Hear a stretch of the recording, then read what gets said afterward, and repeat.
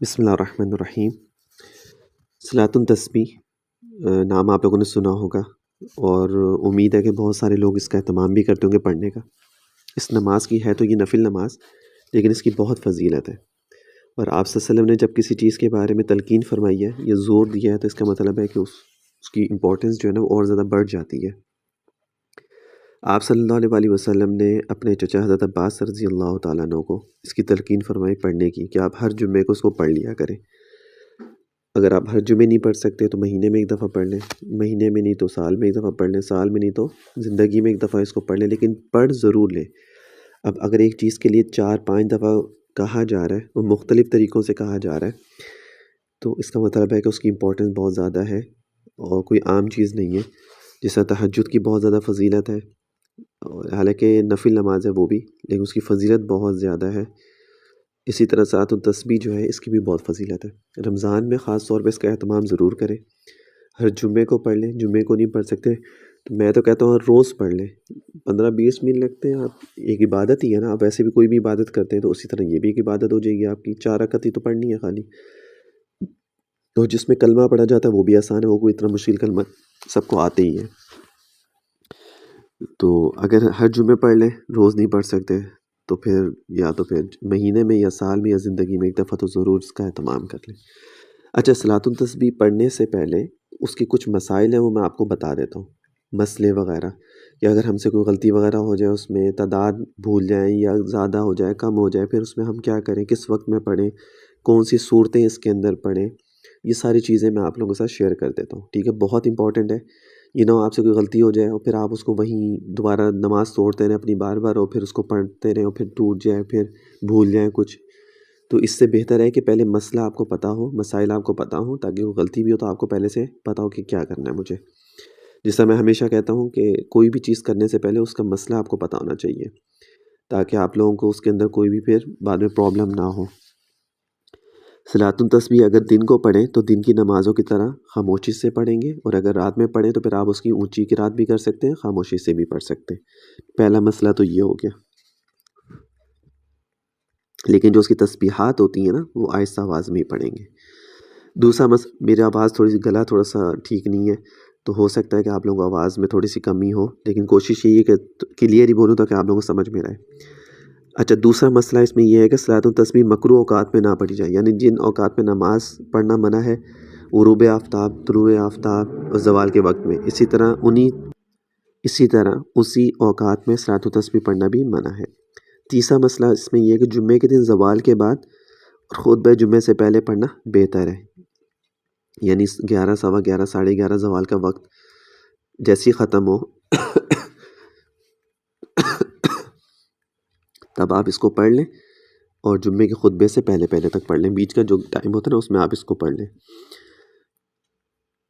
اچھا، نمبر 4 مسئلہ اس میں یہ ہے کہ صلاۃ التسبیح میں سورۃ الفاتحہ پڑھنے کے بعد جو سورت چاہے پڑھ لیں، البتہ بعض روایات میں سورۃ الزلزال، اذا زلزلت الارض، سورۃ العادیات والعادیات ضبحا، سورۃ النصر اور سورۃ الاخلاص پڑھنا منقول ہے روایتوں میں۔ اب اگر کسی کو یہ صورتیں آتی ہے تو یہی پڑھنی چاہیے۔ بعض روایات میں سورۃ التکاثر، الہاکم التکاثر، سورۃ العصر، سورۃ الکافرون اور سورۃ الاخلاص، یہ تمہیں خاص سب کو ہی آتی ہوں گی صورتیں نا، تو یہ بھی آیا ہے روایتوں میں۔ تو جب آپ پڑھیں تو کوشش کریں کہ یہی صورتیں پڑھیں جو میرے نبی نے بتلائی ہیں۔ اچھا، نمبر 5 مسئلہ یہ ہے کہ صلاۃ التسبیح کے رکوع سجدے میں تسبیحات معروضہ یعنی سبحان ربی الاعلیٰ اور سبحان ربی العظیم 3 بار پڑھیے، اور پھر تسبیحات کو 10 بار پڑھیں۔ اس کا طریقہ میں آپ کو بعد میں بتا دوں گا، یعنی پہلے تسبیحات آپ نے پڑھنی ہے سبحان ربی العظیم، سبحان ربی الاعلیٰ، پھر اس کے بعد آپ نے 10 دفعہ تسبیحات پڑھنی ہے۔ اچھا، اگر تسبیحات کو انگلیوں پر شمار کرنے کی ضرورت پڑے تو ہاتھ کو اپنی حالت پر رکھیں اور صرف انگلیاں دبا دبا کر تسبیحات کو شمار کر لیں، ٹھیک ہے نا؟ اب اس کاؤنٹنگ کی طرح مت شروع کر دیں، جیسے ہاتھ باندھے ہو تو ویسے ہی رکھیں، بس انگلی کو تھوڑا سا پریس کر لیں تاکہ اس سے آپ کو اندازہ ہو جائے کتنے ہو گئی ہیں۔ نمبر 7، صلاۃ التسبیح میں کوئی ایسا غلطی ہو جائے جس کی وجہ سے سجدہ سہو لازم ہو تو ان 2 سجدوں میں تسبیحات نہ پڑھیں، بلکہ صرف تسبیحات سجدے پر ہی اکتفا کریں۔ اگر سجدہ سہو کی ضرورت پڑ جائے تو پھر ان جو آخر کے جو 2 سجدے ہوتے ہیں اس میں تسبیحات نہ پڑھیں، ٹھیک ہے؟ اس میں صرف سبحان ربی الاعلیٰ ہی پڑھیں اور پھر اپنی غلطی سجدہ صاف کر لیں۔ صلاۃ التسبیح میں جو تسبیح پڑھی جاتی ہے، اگر کوئی شخص کسی رکن میں اس کی مقررہ تعداد بھول گیا تو اگلے رکن میں اس کی قضا کر لیں۔ اب کوئی کھڑے ہو کے جسے 15 دفعہ پڑھنا تھا تو اس نے کوئی 13 دفعہ پڑھ لیا، 2 دفعہ رہ گیا، تو اب اس کی قضا جو ہے نا اگلے رکن میں یعنی رکوع میں کر لیں یا سجدے میں اس کو پورا کر لیں۔ البتہ بہتر یہ ہے کہ رکوع کی بھولی ہوئی تسبیحات قوما میں قضا نہ کرے، یعنی رکوع سے کھڑے ہو جب ہم ہوتے ہیں نا اس میں نہ کرے، بلکہ سجدے میں جا کر قضا کرے۔ رکوع میں اگر کسی کی 1-2 رہ گئی نا تو وہ سجدے میں جا کے اس کو پوری کرے۔ اسی طرح پہلے سجدے کی بھولی ہوئی تسبیحات یعنی دونوں سجدوں کے درمیان بیٹھنے میں قضا نہ کرے بلکہ دوسرے سجدے میں کرے۔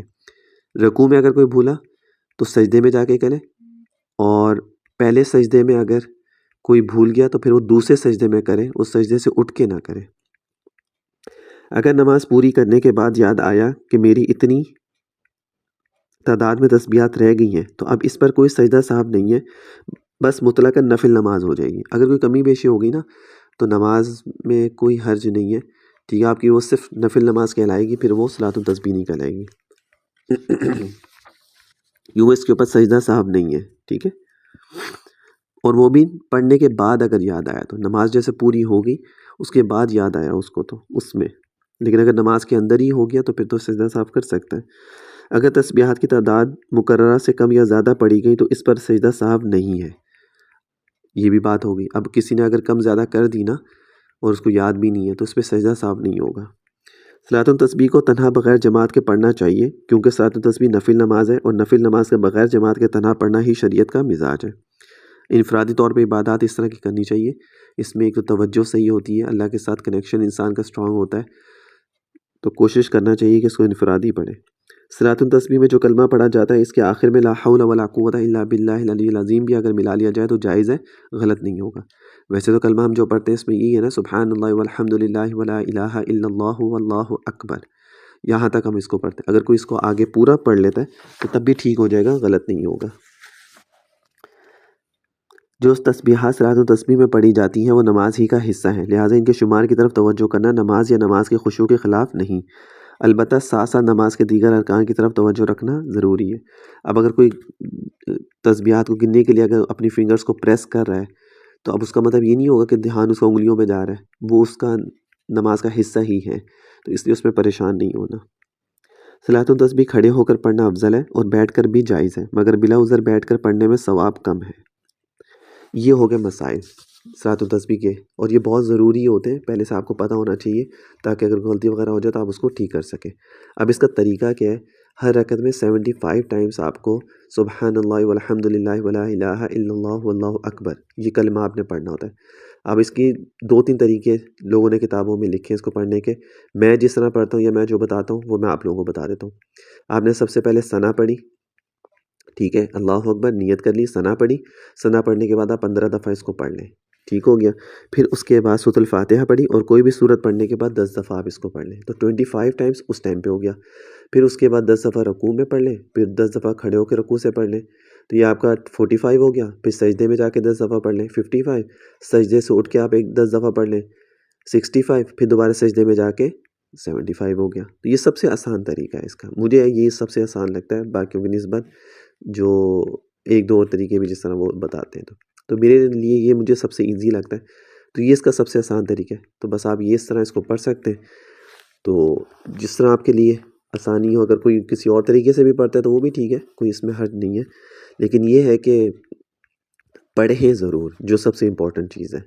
میرے نبی نے اس کی بہت تلقین فرمائی ہے اور اپنے چچا کو خاص طور پہ تلقین فرمائی ہے، تو اہتمام ضرور کریں۔ رمضان میں تو کیونکہ شیطان بھی نہیں ہوتا اور انسان کا عبادت کرنے کا بھی دل چاہتا ہے اور آسانی سے کر بھی لیتا ہے، مشکل بھی نہیں ہوتی ہے، تو اس میں تو رات کو آپ اٹھیں 2-3 بجے 4 بجے سحری بنانے سے پہلے، اور اس ٹائم اٹھ کے تہجد پڑھ لیں، 2 رکعت نفل پڑھ لیں تہجد کے، زیادہ نہیں پڑھ سکتے تو چلیں، اور پھر اس کے بعد اپنی صلاۃ التسبیح پڑھ لیں، تو آپ کی عبادت بھی ہوگی اور آپ کی صلاۃ التسبیح کا